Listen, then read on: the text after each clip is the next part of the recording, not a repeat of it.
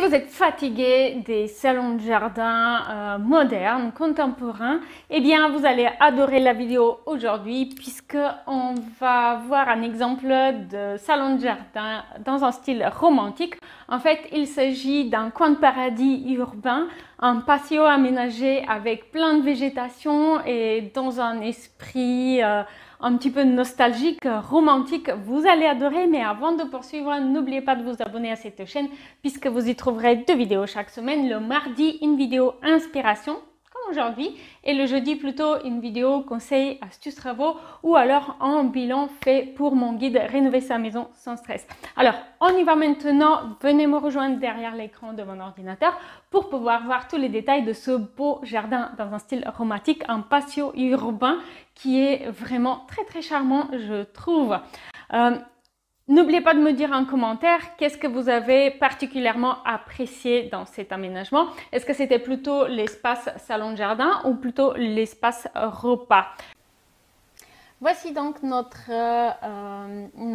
jardin, salon de jardin romantique. Sachez qu'il s'agit là d'un aménagement que j'ai créé pour une cliente qui avait choisi le forfait Votre futur intérieur sur YouTube et elle avait donc 3 pièces aménagées. Il y avait ce patio et un salon, salle à manger et puis une cuisine.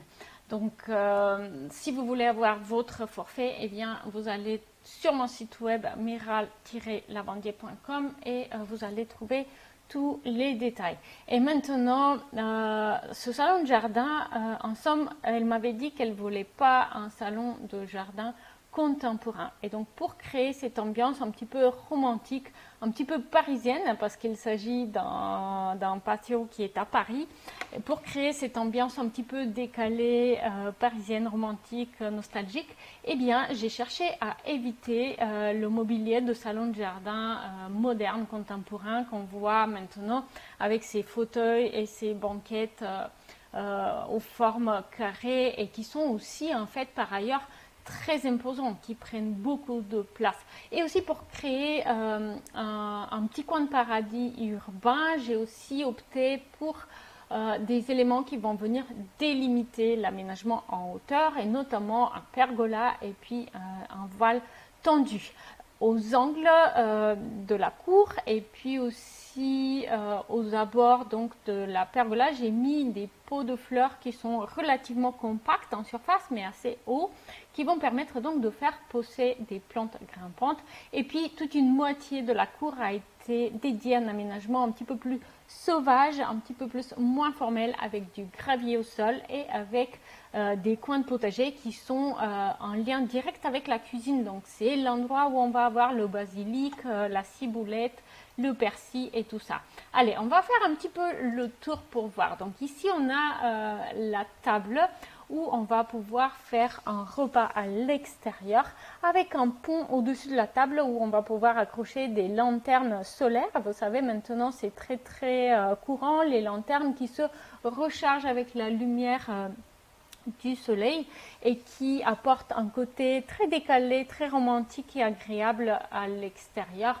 Vous pouvez également ajouter une guirlande lumineuse ou mettre les deux en fait, pourquoi pas, c'est très sympathique, avec au-dessus un voile tendu qui vient s'accrocher sur les façades de l'immeuble et sur la pergola.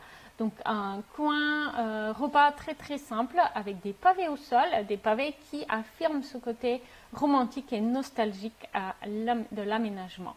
Et puis là, on va aller voir le salon de jardin proprement dit et vous allez voir que j'ai choisi 2 banquettes en acier.